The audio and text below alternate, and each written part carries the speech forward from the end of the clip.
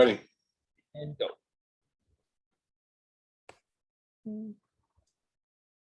You're good. Hello, everybody. My name is Howard Storm. I'm a retired pastor. I live in Kentucky, and I'm with Corey Otto, and we've been talking about Jesus a lot and Christian faith, and we've been doing some topical conversations, and today we're going to talk about dealing with toxic people, because I think that's a problem that everybody has. I know I certainly do. Corey and I were just talking, and he has that same struggle. And as Christians, we want to be loving and kind to everyone, which, from my personal experience, and I bet you share this, can backfire. It can be a really big problem. You try and be loving and kind to what I'm calling toxic people, and they use that opportunity to take advantage, to exploit, to hurt us and do us harm emotionally, financially, whatever. So what does the Bible tell us about that, and what does our experience tell us? So I'm going to start off with the Bible, and I am in the Gospel of Mark. I'll start with chapter 12. Jesus called the 12 and began to send them out 2 by 2 and gave them authority over the unclean spirits. He ordered them to take nothing for their journey except a staff, no bread, no bag, no money in their belts, but to wear sandals and not to put on 2 tunics. He says to them, wherever you enter a house, stay there until you leave the place. If any place will not welcome you, and they refuse to hear you, as you leave, shake off the dust that is on your feet as a testimony against them. So the disciples went out. Now, interesting that how Jesus commanded his disciples. So let's just imagine that we're disciples of Jesus, and hopefully we are to different degrees. How is that applicable to us? First of all, when we're dealing with people, let's say you go get a cup of coffee, who pays the bill? You know, since you're a disciple of Jesus and you're supposed to be generous in all that you do you insist on buying the coffee at the coffee shop because that's what a disciple would do? Jesus tells his disciples to depend upon the generosity of strangers. You know, he said, don't take any bread, don't take an extra cloak or tunic, you know, go and stay in their home. He's telling his disciples, go out and be completely dependent upon the strangers that you meet that are hospitable towards you. Interesting, isn't it? In other words, this whole idea that we have to pay the bill, you know, we shouldn't be dependent in any way on anybody else. That's not what Jesus told his disciples. One of the ways that you build a relationship with people is through mutual generosity. With my good friends, you know, sometimes I pick up the bill, sometimes they do it. Matter of fact, a conversation I have a lot with my good friends is, you paid last time, let me pay this time. You know, if I go to someone's house for dinner, when they invite me, I say, can I bring anything? Can I bring, you know, salad, dessert, you know, whatever. You know, we want to have a mutual relationship with the people that we meet. So when you're with, the topic of this conversation is toxic people. What are the flags? What are the signals that this person is out for themselves, and they are interested in exploiting you? Well, one of the signals is when they're not contributing anything, and it becomes evident in relationship that they're interested in getting what they can get, but they're not putting anything into it. So your Christian generosity is perfect. They love it, and men, my experience is they'll go for. I mean, if you give them $1, they'll say, "Can you make it 2?" You ever given money to a beggar, and you give them 50 cents, and he said, "Oh man, I need $1." I mean, that's happened to me so many times I can't count them. But also in my mission work, when you say, "Well, we think we can do something really big for you," then all of a sudden they up the ante to something bigger. Can you throw a car into the deal? It's like, really? So Jesus tells his disciples to be generous in your heart with expecting their generosity. You don't have to be the master of the situation. You don't have to be the one in charge of anything. You don't have to be the one that is always picking up the bill or always offering to do something for them.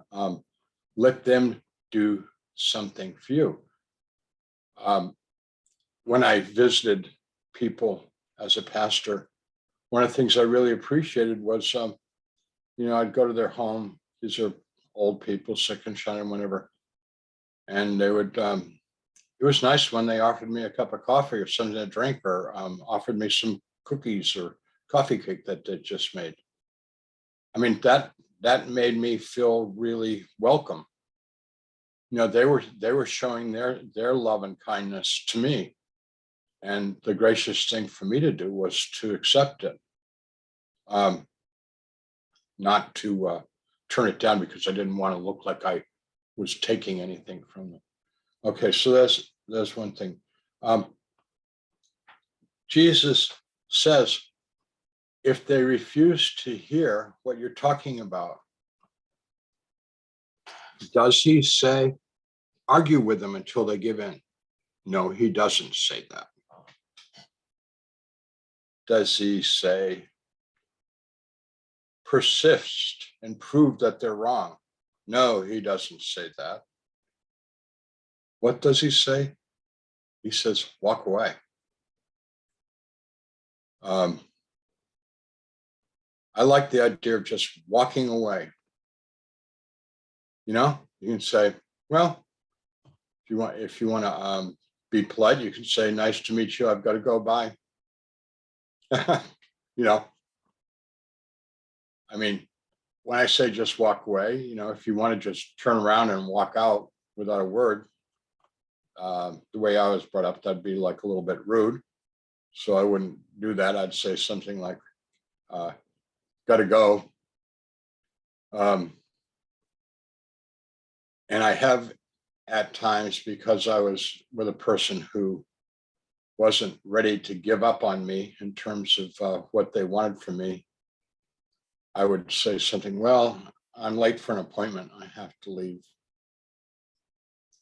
And since in my life, there's always some appointment somewhere that I might be late for, might be a divine appointment, as in I need to go pray or I need to go get my head straightened out, that would be a divine appointment.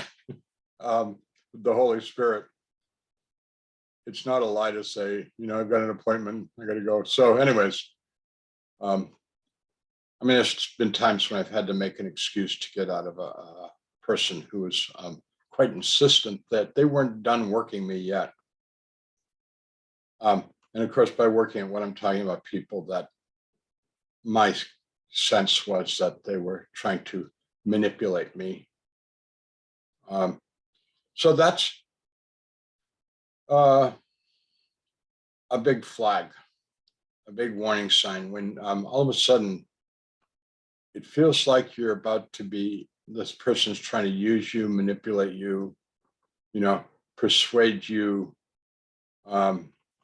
into something that just doesn't feel right. A lot of this is you got to trust your heart. Some people say trust your intuition. I would put it, trust the Holy Spirit, who's with us always, guiding us.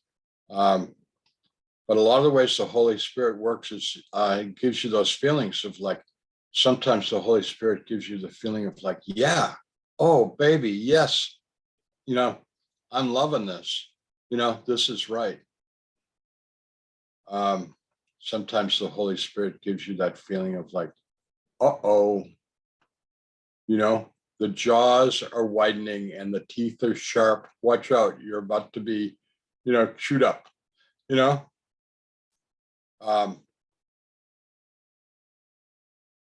I think having a sense of danger is critical to our existence. And I'm talking about life and death. I mean, you're driving down the road and someone's driving really crazy around you. Now, you get that adrenaline rush, that fight or flight thing. And what are you going to do? Unless you're driving a armored personnel carrier down the highway. I mean, if you do have an armored personnel carrier, you may want to, and of course you have police credentials, you may want to confront them. If you're not driving an armored personnel carrier, and if you don't have police credentials, the best idea is to get as far away from them as possible, which means don't speed ahead of them. It means you back off, let them go. Let them go. I always say a prayer, oh, I hope there's a policeman up the road, a couple of times I have seen a car that was driving crazy get pulled over, but most of the time they just disappear from my world, and that's the end of it. What's the right thing to do? What Jesus told his disciples, walk away.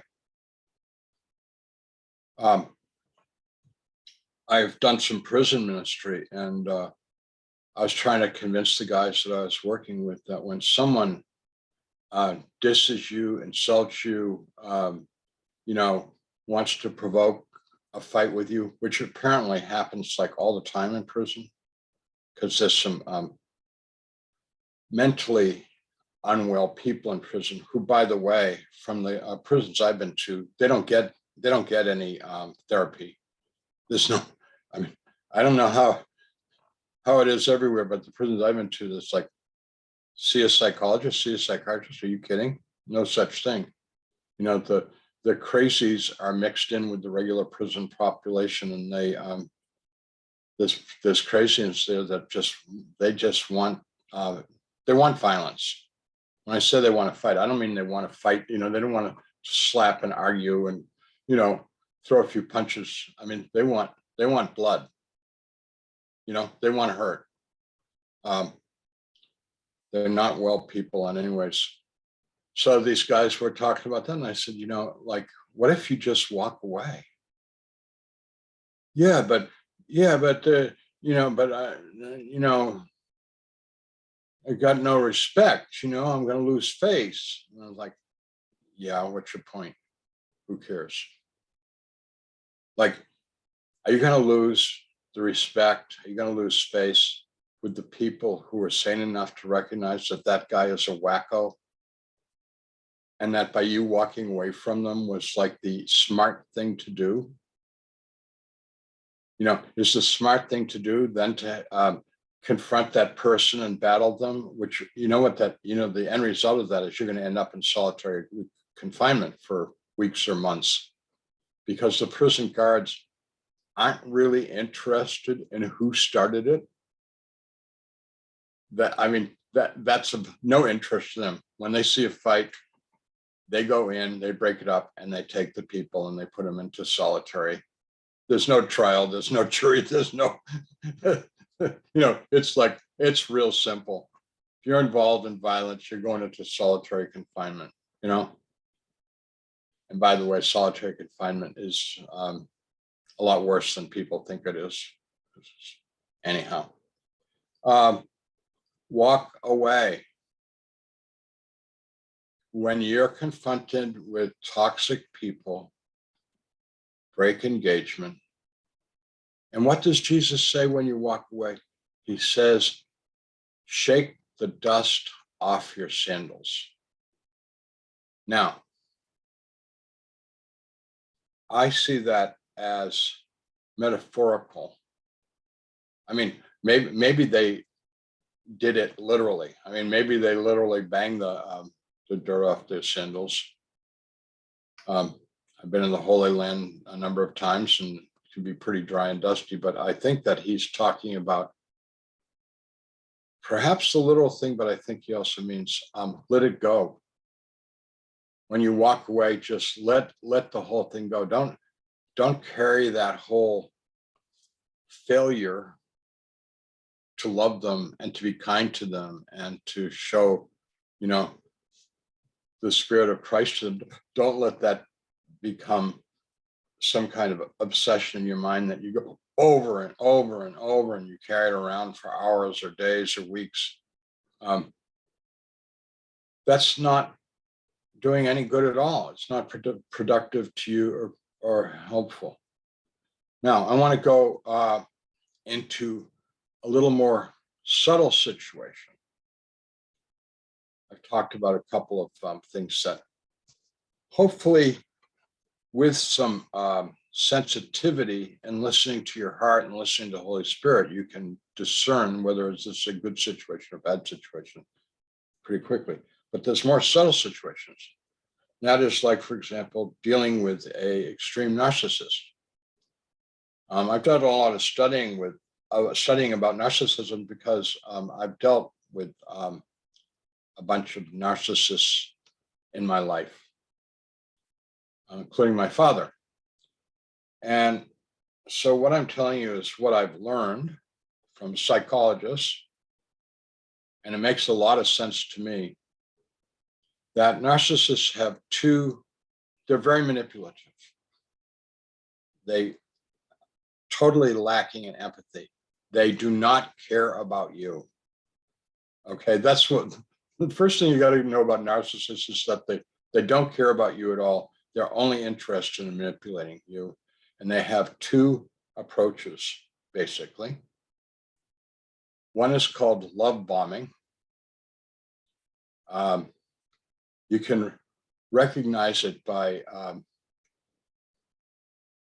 extremely appealing flattery. And you can recognize it because they basically not just agree with everything you say, but admire everything you say. Now, I want to be liked. I'm revealing a dangerous secret to you. I am a people pleaser. I want people to like me. And it has gotten me in trouble. I think it's a good quality, but it's also gotten me in trouble. There have been times in my life when I've gotten hurt so much that I've gone around and been grumpy and defensive for a period of time because I've been hurt so much that my reaction is to go the other way and just to be, not nice to people. But my basic impulse is I want to be liked. And I don't want to be grumpy and I don't want to be mean. I don't want to be unkind. I want to be, open and loving and generous to people. So narcissists are attracted to me. I'm the perfect victim. and I have fallen for it. Oh, I could tell you stories, and I'm not going to, about all the ways that I have been used, abused, and as we say in Kentucky, all the times that I've been rode hard and put up wet by narcissistic personalities. And it's not something that I'm very proud of, because what happens is the other side of the narcissist, sooner or later, is going to come out, because the love bombing isn't producing all the results they want, which is like total control over you. They don't care about you. They just want to control you and use you. And so sooner or later, they give up on the love bombing and they go to the other side, which one of the ways that's described is, excuse me, they want to demean you and tear down your self-confidence. And it's named after a movie from like I think the late 1930s, early 40s, Gaslighting. Now, that movie had starred Charles Boyer and Ingrid Bergman. Ingrid Bergman was in her youth. She was very beautiful. Charles Boyer was a very sophisticated, wonderful actor. And just, if you've never seen the movie Gaslighting, I advise you to, you can get it on Netflix or Amazon or something like that. It's a really good movie, very subtle psychological drama. This naive, very attractive young lady with some wealth meets this aristocrat, Charles Boyer, and they fall in love and they get married, and strange things start happening in her life. Basically,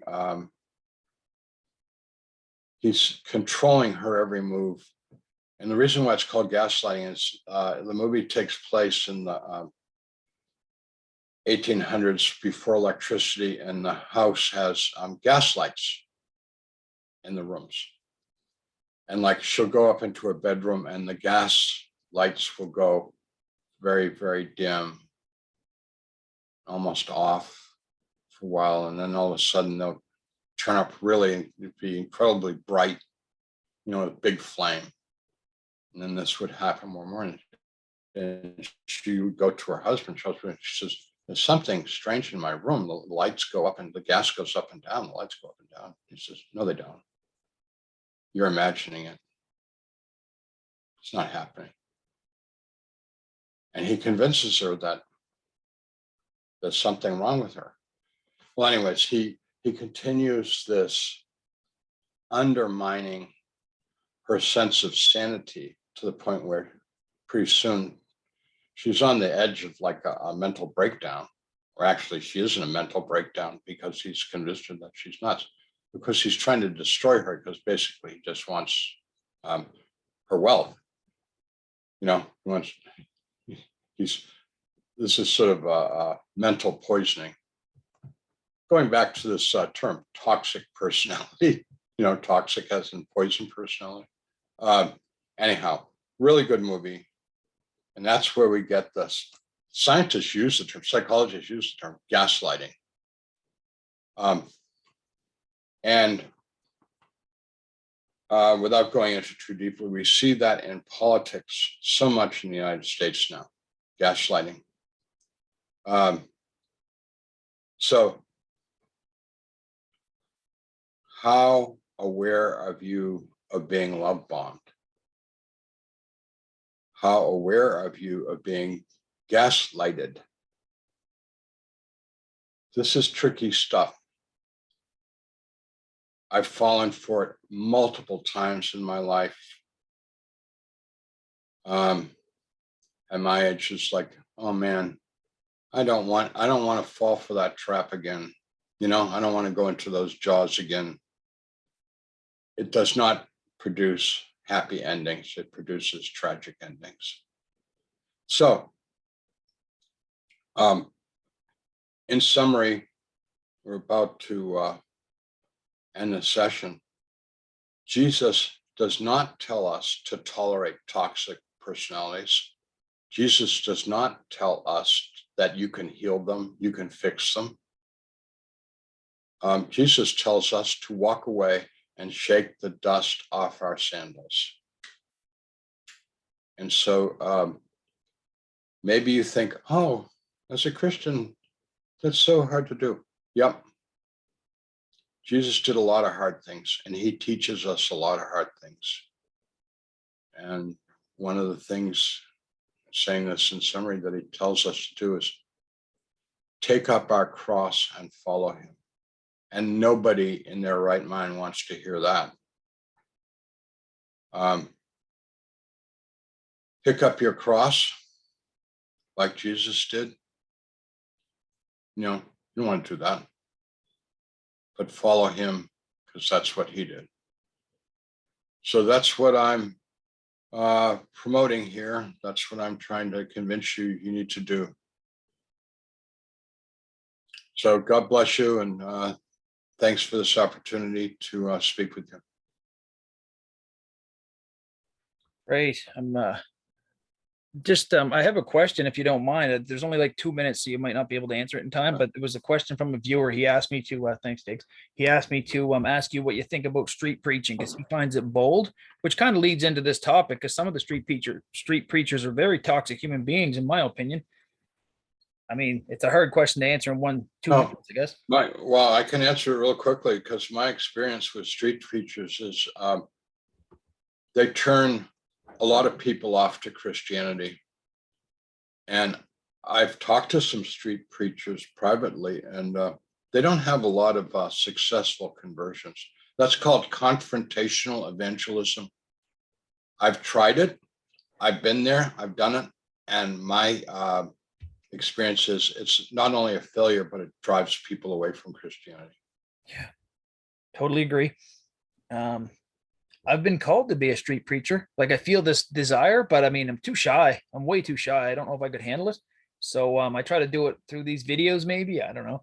Just getting the word out. But anyways, there's about a minute left, so I won't hold you. But I do appreciate you doing the videos.